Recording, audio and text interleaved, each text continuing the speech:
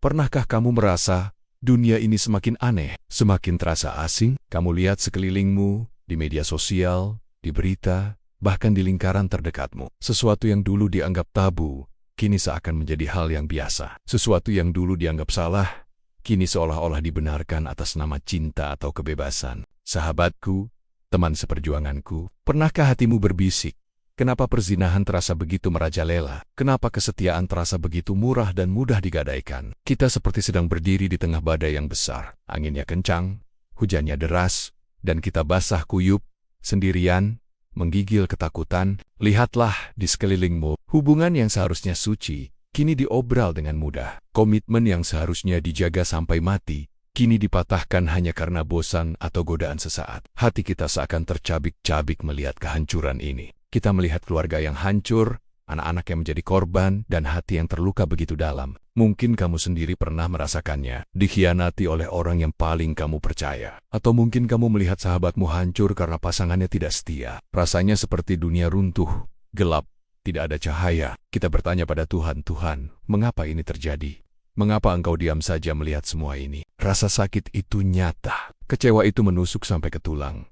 Kita merasa lelah, putus asa, dan ingin menyerah. Kita merasa seperti berjalan di lembah kekelaman, tanpa ada harapan. Inilah keterpurukan yang sedang kita hadapi bersama. Sebuah zaman di mana dosa seksual tidak lagi dianggap dosa, melainkan sebuah pilihan gaya hidup. Tapi, teman seperjuanganku, dengarkan ini baik-baik. Di tengah kegelapan yang paling pekat sekalipun, selalu ada setitik cahaya. Di tengah badai yang paling dahsyat, selalu ada tempat untuk berlindung. Firman Tuhan sudah mengingatkan kita sejak ribuan tahun yang lalu. Ini bukan sesuatu yang mengejutkan baginya. Dalam Matius 24 ayat 37-39, Tuhan berkata, sebab sebagaimana halnya pada zaman Nuh, demikian pula halnya kelak pada kedatangan Anak Manusia. Sebab sebagaimana mereka pada zaman sebelum air bah itu makan dan minum, kawin dan mengawinkan, sampai kepada hari Nuh masuk ke dalam bahtera, dan mereka tidak tahu akan sesuatu.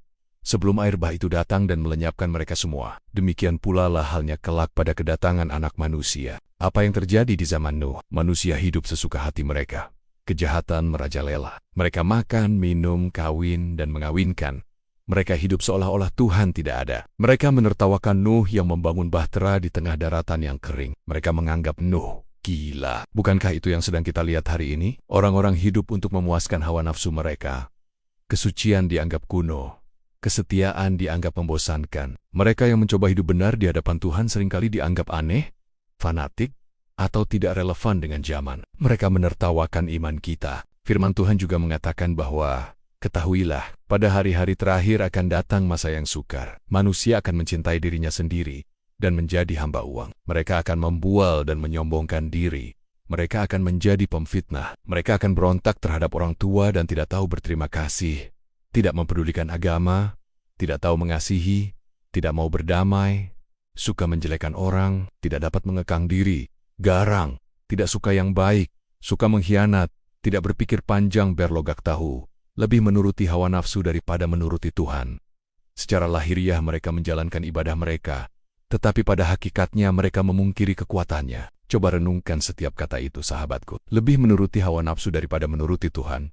Inilah akar dari semua kehancuran yang kita lihat. Ketika hawa nafsu menjadi Tuhan, maka perzinahan, perselingkuhan, dan segala bentuk kecemaran seksual dianggap sebagai hal yang wajar. Secara lahiriah mungkin mereka terlihat baik, bahkan rajin beribadah, tapi hati mereka jauh dari Tuhan. Hati mereka telah memilih untuk menyembah berhala modern, yaitu hawa nafsu. Ini adalah sebuah perjuangan. Perjuangan untuk tetap berdiri teguh di tengah dunia yang semakin bengkok. Perjuangan untuk menjaga kekudusan di tengah gelombang kenajisan. Perjuangan untuk tetap setia saat semua orang di sekitarmu memilih untuk berkhianat. Ini bukan perjuangan yang mudah. Akan ada air mata. Akan ada rasa sepi. Akan ada saat di mana kamu merasa ingin menyerah dan ikut arus. Godaan itu datang silih berganti, membisikkan kebohongan yang manis di telingamu. Semua orang melakukannya. Hanya sekali saja tidak apa-apa. Tuhan pasti mengerti. Jangan percaya kebohongan itu. Setiap kali kamu memilih untuk berkata tidak pada dosa, kamu sedang berperang. Setiap kali kamu memilih untuk menjaga hatimu, matamu, dan tubuhmu tetap kudus bagi Tuhan, kamu sedang meraih kemenangan. Mungkin kamu pernah jatuh. Mungkin kamu sedang bergumul dengan dosa ini. Mungkin kamu merasa kotor dan tidak layak. Dengarkan aku, sahabatku. kejatuhanmu bukanlah akhir dari segalanya. Justru di titik terendahmu itulah anugerah Tuhan menjadi paling nyata. Tuhan tidak pernah meninggalkanmu. Dia melihat perjuanganmu. Dia merasakan sakitmu. Tangannya selalu terulur untuk mengangkatmu kembali. Dia tidak datang untuk orang yang sehat, tapi untuk orang yang sakit. Dia tidak datang untuk orang yang benar, tapi untuk orang yang berdosa. Ingatlah kisah perempuan yang kedapatan berbuat zina. Semua orang sudah siap melempari dia dengan batu. Hukumannya adalah mati. Dia terpojok, malu dan tidak punya harapan. Tapi Tuhan datang, dia tidak menghakimi. Dia tidak ikut melempar batu. Dia justru berkata, "Barang siapa di antara kamu tidak berdosa, hendaklah ia yang pertama melemparkan batu kepada perempuan itu." Satu persatu, semua orang pergi. Tinggallah Tuhan dan perempuan itu. Lalu Yesus berkata kepadanya, "Aku pun tidak menghukum engkau. Pergilah, dan jangan berbuat dosa lagi mulai dari sekarang." Sahabatku, pesan ini juga untukmu hari ini. Apapun masa lalumu, seberapa dalam pun kamu jatuh, anugerah Tuhan lebih besar dari dosamu. Dia tidak menghukummu, Dia mengampunimu. Dia memanggilmu untuk bangkit dan berjalan dalam kehidupan yang baru. Pergilah, dan jangan berbuat dosa lagi. Ini bukan tentang kekuatan kita. Ini tentang kekuatan Tuhan yang bekerja di dalam kita. Roh Kudus yang Dia berikan akan memampukan kita untuk melawan godaan. Dia akan memberikan kita kekuatan untuk berkata tidak. Dia akan memurnikan hati dan pikiran kita. Jangan biarkan dunia ini membentukmu, tapi biarlah Tuhan yang mengubahmu. Dunia menawarkan kenikmatan sesaat yang berujung pada kehancuran abadi. Tuhan menawarkan perjuangan di dunia ini, yang berujung pada kemenangan dan mahkota kehidupan kekal. Di tengah dunia yang memilih kenikmatan fana, beranilah memilih kekudusan yang abadi. Jadikan tubuhmu sebagai bait Roh Kudus. Jaga hatimu lebih dari segala kewaspadaan, karena dari situlah terpancar kehidupan. Setiap hari adalah pilihan. Apakah kita akan menuruti hawa nafsu, atau kita akan menuruti Roh Tuhan? Ini adalah panggilan untuk menjadi generasi yang berbeda. Generasi yang tidak kompromi dengan dosa. Generasi yang cahayanya bersinar terang di tengah kegelapan. Ya, akhir zaman ditandai dengan meningkatnya perzinahan. Tapi akhir zaman juga ditandai dengan bangkitnya anak-anak Tuhan yang militan, yang setia sampai akhir. Jangan putus asa, teman seperjuanganku. Jangan menyerah. Kita tidak sendirian dalam peperangan ini. Ada jutaan saudara seiman di seluruh dunia yang sedang berjuang bersamamu. Dan yang terpenting, ada Tuhan Yesus yang menyertai kita sampai kepada akhir zaman. Setiap kali kamu berhasil menolak godaan, surga bersorak. Setiap kali kamu memilih kekudusan, kamu sedang membawa kemuliaan bagi nama Tuhan. Perjuangan ini berat, tapi upahnya kekal. Teruslah berjuang. Teruslah berlari dalam perlombaan iman. Arahkan pandanganmu kepada Tuhan, yang memimpin kita dalam iman, dan yang membawa iman kita itu kepada kesempurnaan. Pegang janji ini erat-erat. Di akhir nanti, kita akan berdiri di hadapan Dia, bukan dengan kepala tertunduk karena malu, tapi dengan kepala tegak sebagai pemenang. Kita akan mendengar Dia berkata, "Baik sekali perbuatanmu itu, hai hambaku yang baik dan setia." Ingat sahabatku, gelapnya malam membuktikan bahwa fajar akan segera tiba. Maraknya dosa membuktikan bahwa kedatangannya sudah semakin dekat. Jangan takut, tetaplah berjaga-jaga dan berdoa. Sahabatku, apakah kamu merasa lelah? Bukan lelah karena bekerja, tapi lelah melihat dunia di sekitarmu. Kamu buka handphone, berharap dapat ketenangan, tapi yang muncul justru gambar-gambar yang membangkitkan nafsu. Berita-berita yang membuat hatimu resah. Seakan-akan seluruh dunia sedang berteriak, ikuti saja keinginanmu. Nikmati saja semuanya. Pernahkah kamu bertanya dalam hati, kenapa sekarang semuanya terasa begitu mudah dan begitu murah? Aurat dipertontonkan seperti barang dagangan.